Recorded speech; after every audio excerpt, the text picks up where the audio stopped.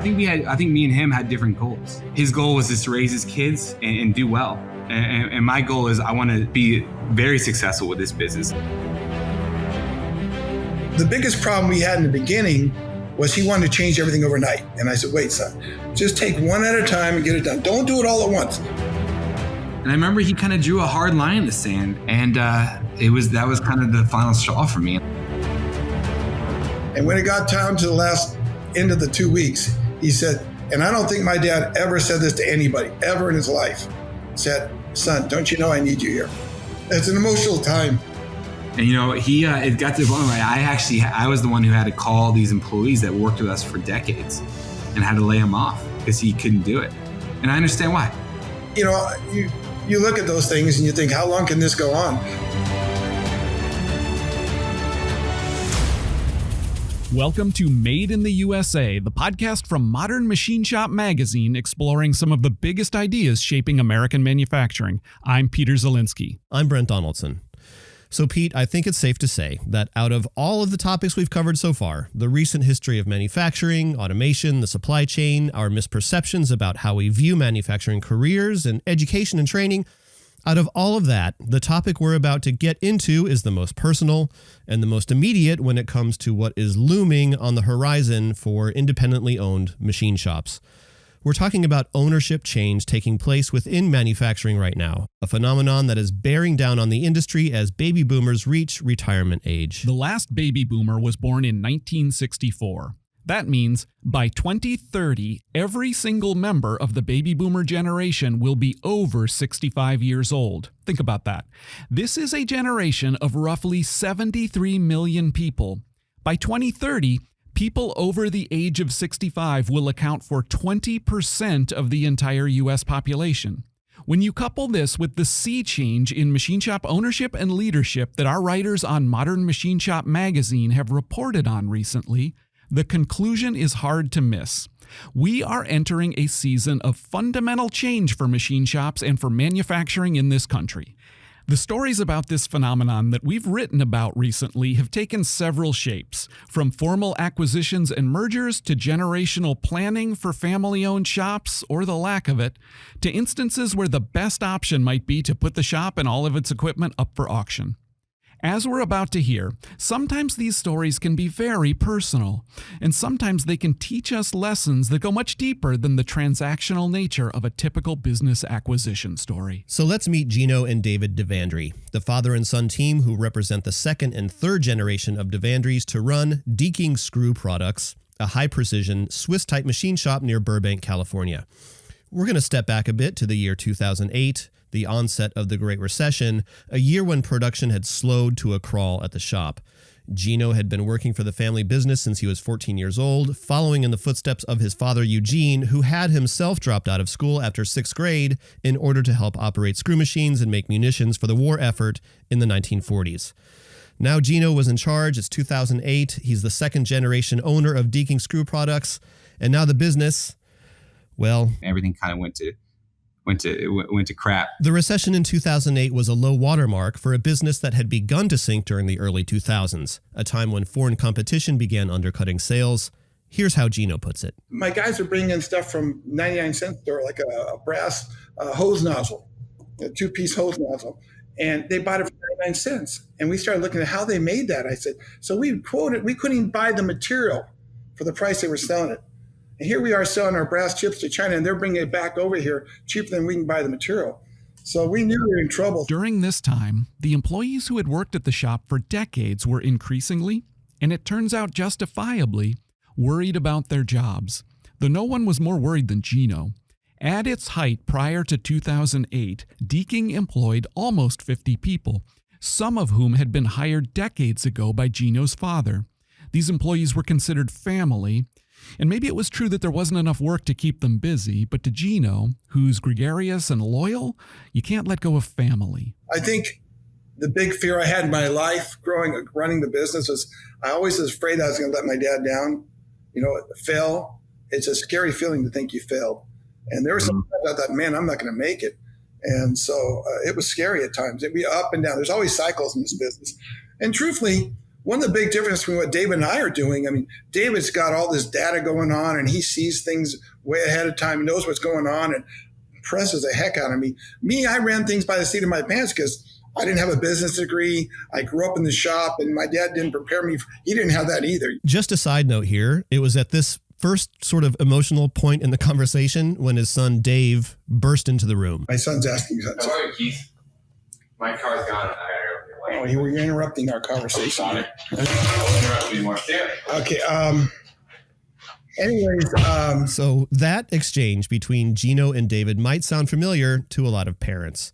Dad acts annoyed when his kid asks to borrow the car, but the relationship between the father and son during this time, when ownership of the family business was transitioning from Geno to David, that period was intense. The transition at Deaking was not only into new leadership and a new operations plan for the company, but also a transition into a new production technology using a type of machine tool called Computer Numerical Controlled, or CNC, Swiss-type machines that are very different. Programmable rather than the mechanical, but also much more efficient than the old Acme brand machines that Geno utilized to run the shop. So the DeVandrys story is about how one family navigated this transition, how Geno and David learned from their mistakes and pushed beyond their differences for the greater good of the shop and its employees. So let's start at the beginning. 1967, 5 years after Eugene DeVandry and his business partner founded Deaking Screw Products. The partners had just relocated to an industrial section outside of Burbank, California, a part of the town dotted with old prefab Quonset huts that were popularized during World War II.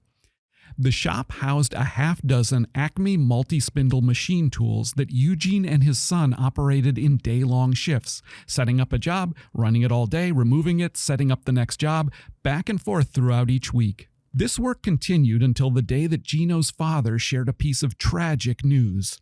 Eugene had been suffering from a heart condition that had worsened to the point that his only option to survive was a triple bypass surgery. When Eugene broke the news to Geno, he also shared with him, in a roundabout way, his hopes for the family business. My dad came to me and said one day, he says, I need you to step up. He says, I'm going to have this surgery. He didn't tell me how serious it was until I found out later. But he had a triple bypass.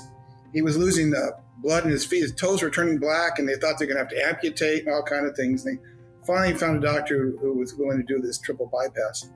And he came to me and he says, let's go to the bank. And he put me on the signature card so I could sign checks.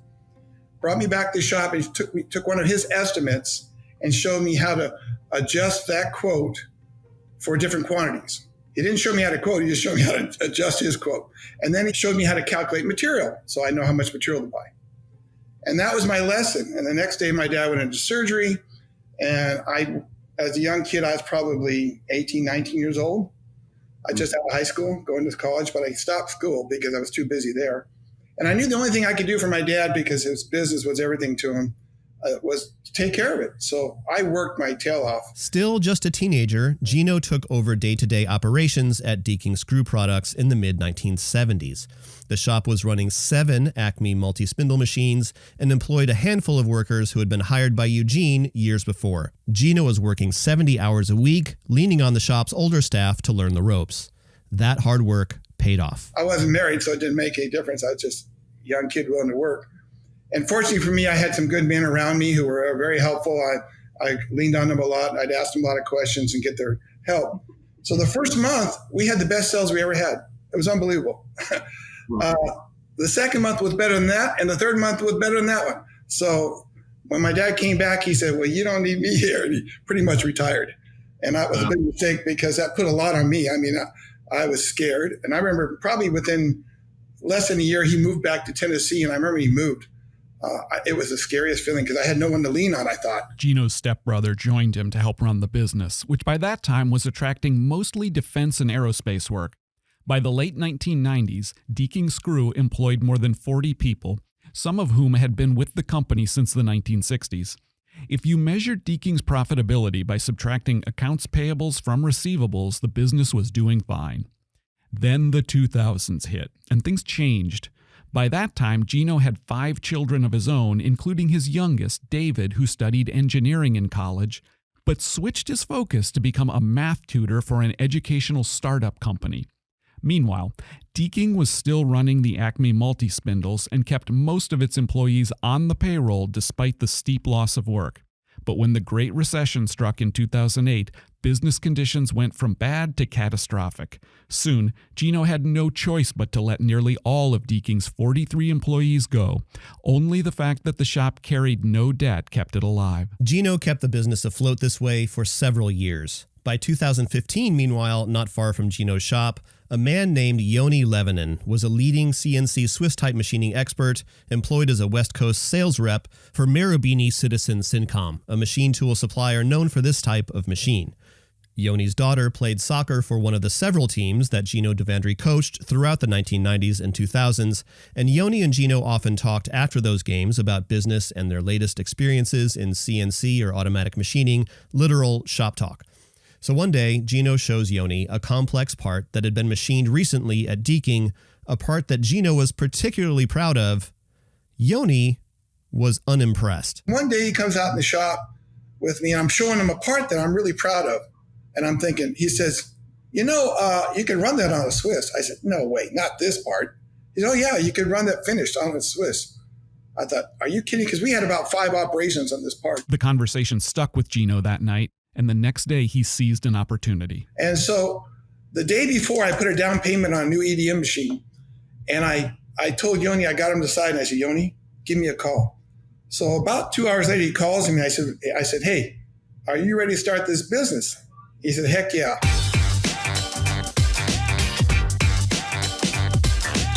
So I canceled the EDM machine, and I bought our first Swiss screw machine. And so when the Swiss machine came in, things started changing. At that point, my interest started perking up more, like, oh, hey, we have a future here now. This is David DeVandry, Geno's son. And that's when my dad and I started re-talking about maybe me coming back in and potentially taking over. By that time in 2016, Dave DeVandry had determined that he enjoyed the business operations side of his math tutoring work more than anything. Managing the company's education centers, opening new ones, implementing data collection systems, and so on. This is why the news from his dad that Deaking Screw Products had launched a new side of the business drew him back. So for the next 2 weeks after talking to his dad, David visited the shop each day, thinking about whether it was the path he wanted his future to take. He decided it was. And so David returned to the family business, and it did not go well. Before I actually made the full switch, I was coming in a few hours every week and just kind of seeing how things are running, seeing if there's something I wanted to do.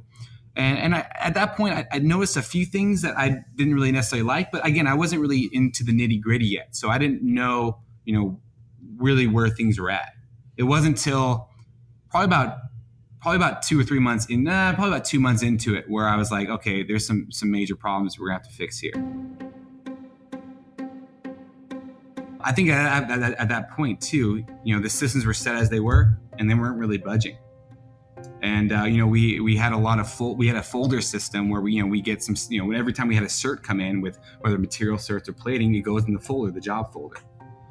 The problem with that is, if you send different lots to plating, then you have 2 different heat lots, and you can't put the same certs in the same folder, because then you don't know what heat lot. You lose your heat traceability. So that's one issue that in the beginning we had to fix pretty quickly. My dad, he's he's a bit of a micromanager. He likes to be on the shop floor, and he might disrupt things by. I got a story for you. Here's a perfect story for you. We had some parts that we just set up an MRB cabinet, and I talked to my inspection room manager, and I said, okay, we knew what the MRB was for. If we wanted to lock parts in there to make sure that if there's a problem with the part, that it wasn't being pushed on the shop floor anywhere. So we had some parts that we were waiting on a deviation from a customer for, and I told the inspection manager, I said, hey, can you put these boxes in the MRB closet? And as I was talking, my dad immediately comes over, and he says, no, you don't have to do that. You can put them over here. I'm sure that deviation will be approved. And I was like, Dad, we actually got in a huge fight at that point. I gave him this glare. he knew I was mad at him, and then we ended up being a big fight because he kind of overstepped me right in front. And I'm actually managing the inspection room manager as well, and he overstepped me on that. And I said, it's not a matter of whether or not this deviation is going to get approved. I'm sure it's going to get approved, but the system needs to be followed because it needs to be followed every single time.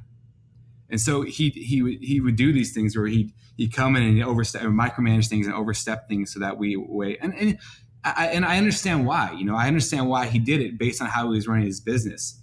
I think me and him had different goals. I think that his goal was just to raise his kids and do well. And my goal is I want to be very successful with this business. And I want to have a shop that is expanding and growing and innovating constantly.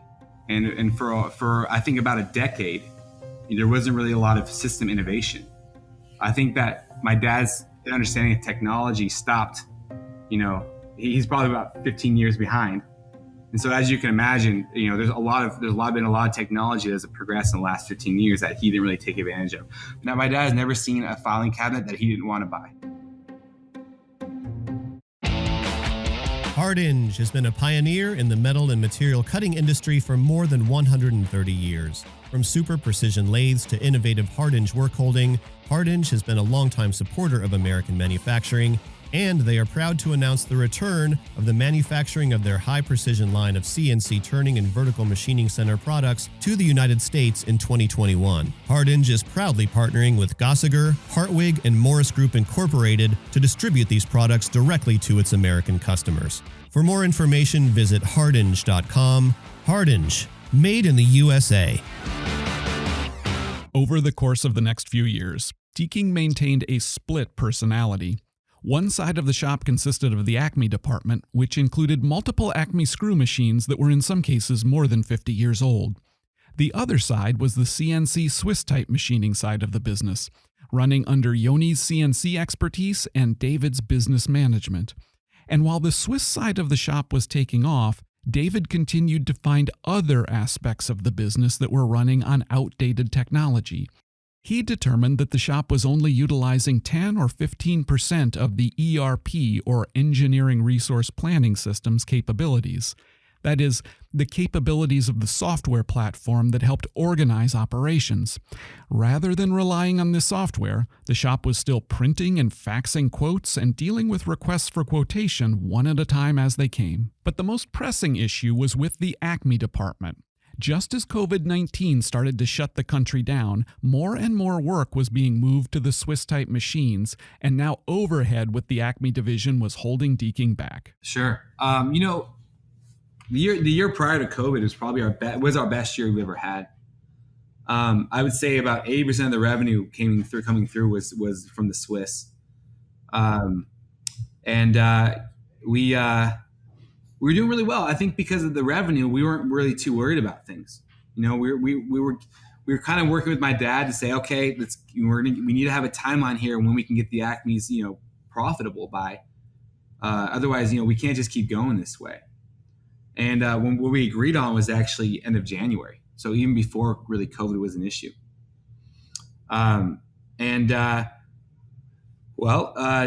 January came and it kind of went. It didn't, and it was pretty apparent that the Acme's haven't really turned around yet.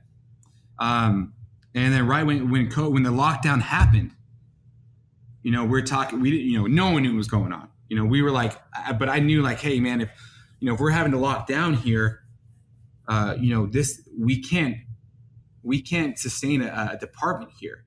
And I remember he kind of drew a hard line in the sand about, that we weren't going to close it. I don't remember that's not how exactly it went, but he drew a hard line about something like that. And that was kind of the final straw for me. Just the brief amount of time in which these hugely consequential talks took place between Geno and David, not to mention the fact that they are father and son, all of that created tension. The two DeVandry generations each thought the other was moving too fast or too slow. Predictably, the pressure came to a head. One day, David wrote a letter to Geno stating that unless there were a few changes, he would be moving on. So it was tough. Myself and Yoni we always wanted to pursue the Swiss route. We didn't want to. We thought the Acme department was kind of holding us back. And meanwhile, I understood my dad's point of view. You know, I was raised on these Acmes. You know, these Acmes paid for my child, paid for me growing up. We've had employees in the Acme division that have been working with us for over 40 years, multiple employees. And I understood, like, you know, if I'm talking about closing this department down, and what that means for him is he's going to have to lay off employees that are family to him. And there's something to say about that. I one thing I can learn from that is there is a humanity side to business that might not make financial sense. And I think it's important. You know, we need to make sure we're taking care of our employees. And the one thing I can tell you about my dad for sure is he's always taking care of his employees. Always. To a point where, and this is a quality of my dad that is, I love this quality about him. And I also have this quality too, but I have to check it more. And the fact is, my dad will rather be the guy being taken advantage of than taking advantage of somebody else. Because we're not going to make it through unless we make some decisions here. And you know, it got to the point where I was the one who had to call these employees that worked with us for decades and had to lay them off because he couldn't do it. And I understand why. You know, it wasn't. It was a difficult time, as you can imagine. I'm sure, you know, my dad went from going to work every day to now kind of having to stay home, not really being part of the business, kind of watching his business being transformed to something different than what he knew it to be. And I'm sure it was tough. Well, when David started taking over, he wasn't real interested in the Acme department, is where I had most of the people who had been with me for many years. And truthfully, that part of the business had slowed down. It wasn't as efficient financially as the Swiss department. And we were struggling with whether we should keep it going or not. We had some big orders, and then somehow Boeing had problems and that dropped off, and different things happened. And the screw machine department was not very efficient. And my son kept pointing it out to me, and we had issues about that because I just didn't want to let these people go. And I kept trying to figure out ways to keep them here. And I realized to accomplish that would cost us a bunch of money to put into the Acme department that wasn't being very efficient. And truthfully, if I'm going to retire, who the heck is going to maintain that part of the business? Because I'm the one that understands that. I grew up in it. I'm not trying to brag, but I think I'm really good at that business. And if you do it for 50 years, you got to be good at something, right? So if I'm not going to be here and I'm not planning to be here the rest of my life, how can I tell them to keep it open? So it came down to where we really had to shut that down, and it hurt because I had people that I seriously cared about. And I told them, if you let these people go, you better make sure you give them a good severance. And that's what we did. And truthfully, fortunately for us, we had the money to do that. There were times in the past we didn't have the money to give out a nice severance.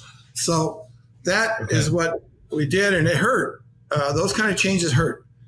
But he was giving you credit for a level of sort of humanity, even to the point where maybe when business was slow and some of these guys really didn't have much to do, that you still wanted to make sure that they were taken care of, and that it was just a kind of a different viewpoint on running a business. And he really talked about that quite a bit. And so it sounds like, I mean, he was absolutely right about that.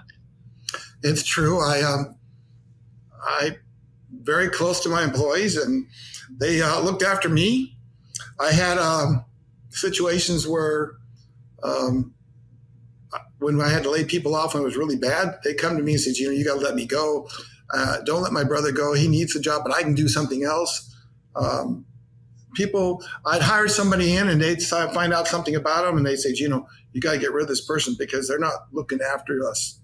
And I liked how they said us. And so my employees looked after me and I looked after them. Just give you a little feedback of that letter. I mean, in that letter, it was all business. I mean, it was just saying, hey, if you don't believe your Acmes aren't making money, I'm going to prove it to you. And so I took numbers and I went deep into numbers. And And I pretty much proved it with the numbers. And I remember I said I didn't really have objective data. I got as objective as I could with that. And I don't know if that's really what pushed him over the edge, or the fact that I had to threaten to leave. But it was, I don't think it was the numbers that did it. Well, I know what it's about. He basically told me he couldn't continue the way things are going. He needed more. He needed more from me. And I remember saying, "Hey, just be patient. You're trying to go too fast. It's not that I don't want you to run this place or take it over. I just want you to slow down a little bit." And we sat down and talked about it. And he agreed that he was a little bit anxious, and I agreed that maybe I got to give him more room. And it hurt. I want to tell you, it really hurt. It reminds me, by the way, did the same thing to my dad. I did the same thing. I just thought about that. I remember with my father, I was running. I mean, literally, when I worked in the shop when I was younger, people didn't even know I was his son. He said, "When you come in here, you're an employee." That's my dad told me. He was pretty tough. And one day I told him, "You know what? I'm leaving in 2 weeks. You got a 2 weeks notice. I'm leaving. I'm gonna get another job."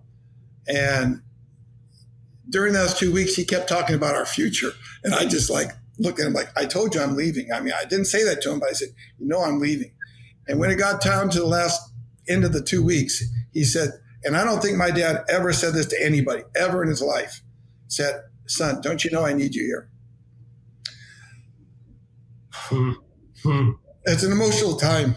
And truthfully, that was the same situation with David. I needed him. And I wanted the shop to keep going because, again, I look at this place like an heirloom. My dad passed it on to me, and I passed it on to him. And he's got 2 boys. And actually, I've got other grandkids that maybe someday they'll pass it on to them. I have no idea. He's got one son that's pretty remarkable, so we'll see. But I don't know. You look at those things and you think, how long can this go on? 3 generations is pretty tough. That's not easy to do. Today, Deaking Screw Products operates 10 CNC Swiss-type machines. The shop has become more digital. It has revamped its production flow through the ERP system, and it has achieved certification for AS9100, a quality standard for aerospace industry manufacturing. The company has been able to rehire several of the employees it laid off in recent years, and it continues under David and Yoni's leadership, with Geno coming and going to assist when he pleases. The biggest problem we had in the beginning was he wanted to change everything overnight. And I said, "Wait, son, just take one at a time and get it done. Don't do it all at once, one at a time." And I had to remind myself that when I took over from my dad, he left. He got out of the way and let me make my mistakes. And I realized I had to let him make mistakes also. My son has done a remarkable job. I had tried several times to become ISO certified, and I got ISO certified prior to David coming in, but it wasn't, it wasn't done perfectly. And when he came in, he not only got involved in it, he understands it, he owns it. And he's also got into AS9100. He's working now on 2 other certifications. And he understands this stuff. He'll sit down and read and get involved in those things. And I have to tell you, he really has impressed the heck out of me. It took me a while to get him to slow down and for me to trust his changes. And finally, I knew I had to get out of the way.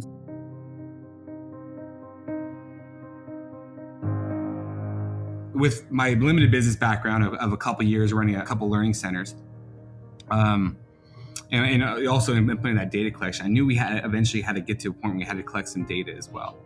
I think my dad, he at the end of the month, if we had money in the bank, we were good, and if we didn't, we didn't have a good month. So it was my dad's a pretty devout Christian, and I think he attributes a lot of his success just trusting in God and making sure and it kind of fell in line. And to his point, he's been running this business since he was 19 years old. And he's just, we just retired, and he's in late 60s now. And so he kept it afloat the whole time, even during 08, we got down to three employees, and he kept it going. So to his point, he was successful in that, and he also raised 5 kids with it.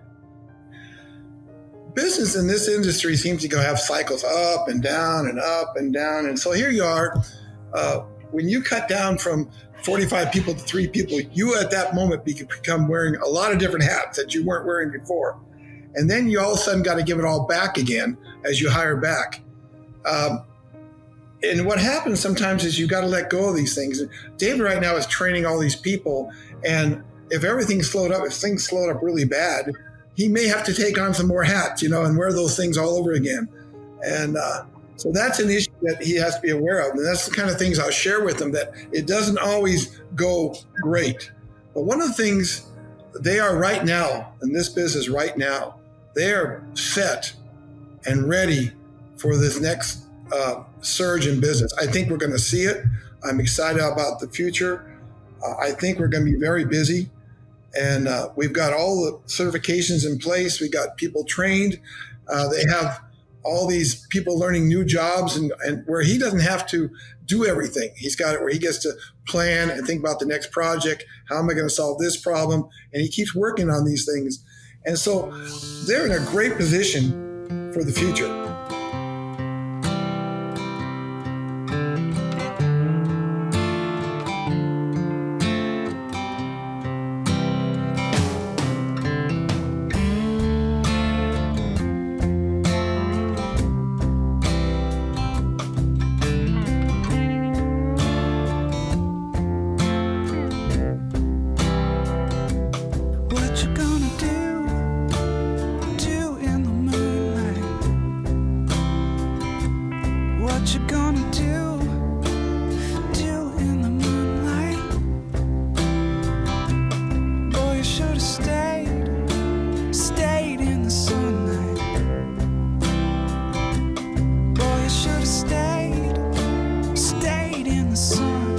So there you go. So many takeaways to be had from the DeVandry story. I do want to say thank you so much to Geno and David DeVandry for sharing your stories with us.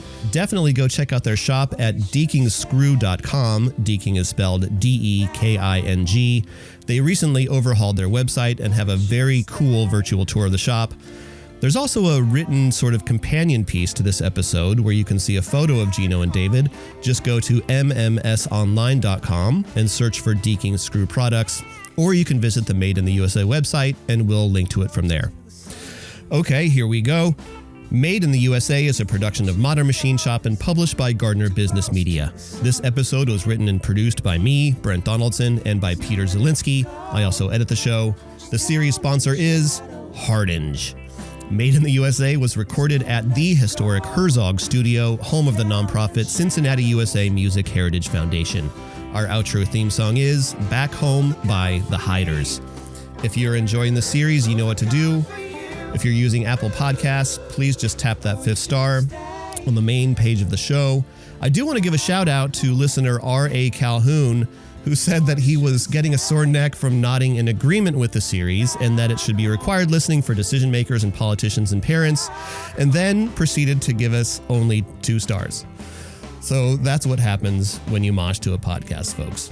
If you have comments or questions, email us at madeintheusa@gardnerweb.com or check us out at mmsonline.com/madeintheusa-podcast.